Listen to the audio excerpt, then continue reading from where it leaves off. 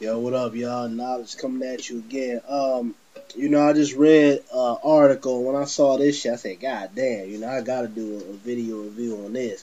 I'm trying to enjoy my day, it's my birthday and everything, but it's so much shit going on, I gotta talk about it. Now, this bean pie head bastard, George Zimmerman, has his first televised interview and says, "Oh, I wouldn't, change anything. The incident that happened was part of God's plan." Now, if that's not some devious, racist shit, I don't know what is.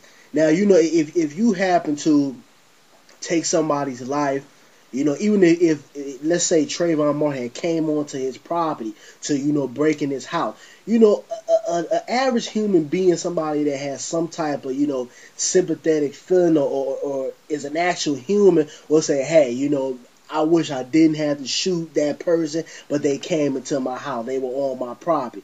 But this case right here is completely different. This young man wasn't bothering nobody. It was a rainy day. He happened to be in the wrong place at the wrong time, and you had this asshole here that decided to take his life. That's what it really was. And it's sad that after all this bullshit, after the whole thing with Trayvon Martin's family and them getting on the news and trying to, have this case legit to where they get justice for not only their son but for their family.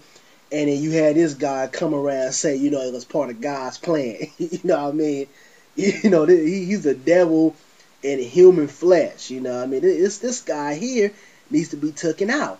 And, I'm glad he somewhat said that because they can't pull that bullshit in court.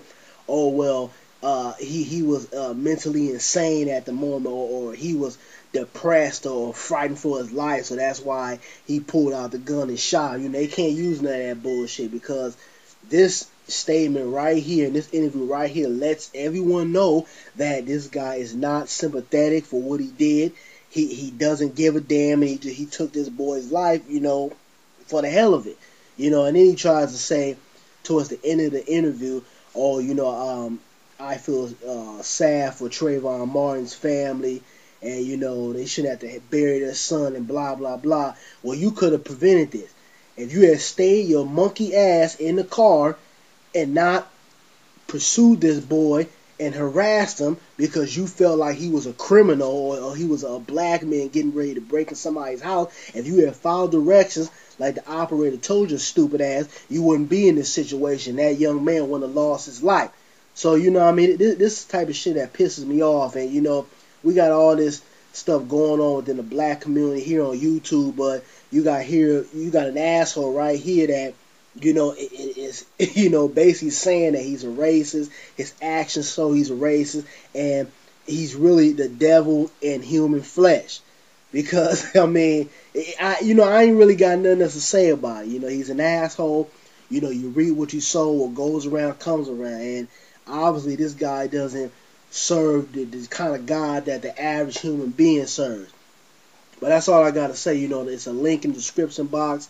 One for BET, they had wrote on it, and another one for ABC. I advise you check out the ABC one because it has clips of the interview. But that's it. Yeah, we got to stop this bullshit. It's time for us to stand up and go after assholes like George Zimmerman.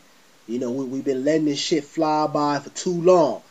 And it's got to stop. But I'm out, y'all. Peace.